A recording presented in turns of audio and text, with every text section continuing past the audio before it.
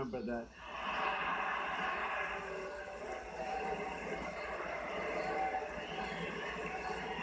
And she is not big for the NRA, that I can tell you. Pocahontas is not happy. She's not. That's funny.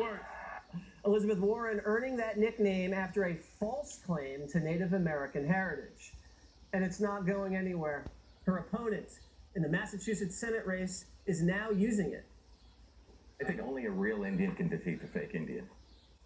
MIT grad and Waters, entrepreneur Dr. she's Shiva not Indian. Ayyadurai even sent Warren a DNA I'm kit, which she returned. Indian. He tweeted, "I am deeply saddened Senator Warren refused my thoughtful, gift-wrapped birthday gift, the 23andMe DNA test kit.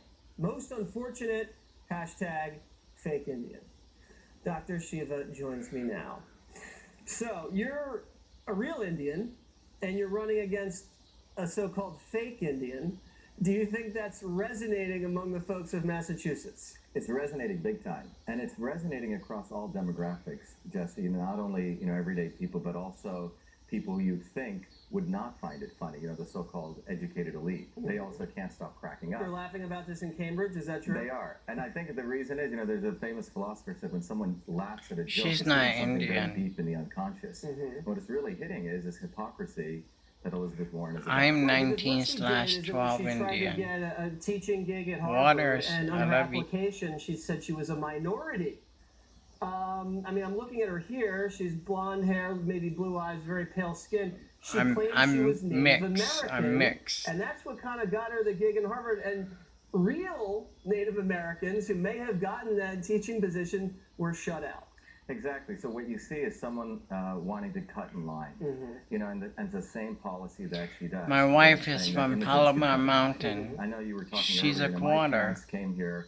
They were some of the best parts. So if my wife is a quarter from Palomar was Mountain, allowed into America, I had to Luiseño wait about a year with Indian. my mom, and my dad came first, so we had to wait in line. Right. But Elizabeth Warren believes that she doesn't need to wait in line, so she can cut ahead, and she frankly took another probably qualified person's job. And you wanted to come on here and reveal the results of your DNA test. Yeah. And we're going to show the results to the audience right here. Dr. You look Shiva's 4 DNA quarters. results. Wow, look at that. 4 quarters? 1% Native American.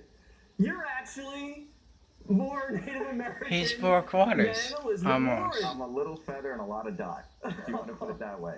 So I'm a real Indian Okay. against a fake Indian. All right, well, she's not going to probably take your DNA test, but we have the results there, so everybody can make up their mind. Now, she's kind of a hypocrite in a number of other ways.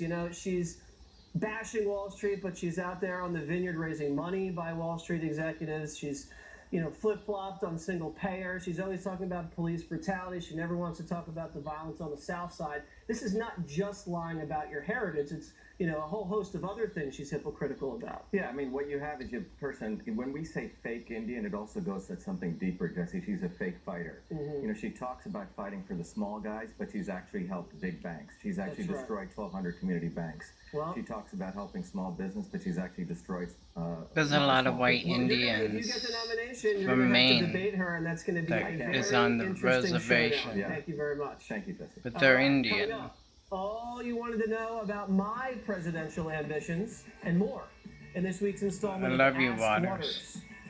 First, a brutal rape by an illegal immigrant. Not enough for one sanctuary city to change its policy. A resident here to defend that next. We want everybody here to be happy and feel safe. How can we guarantee that if we don't know anything about people living in our midst?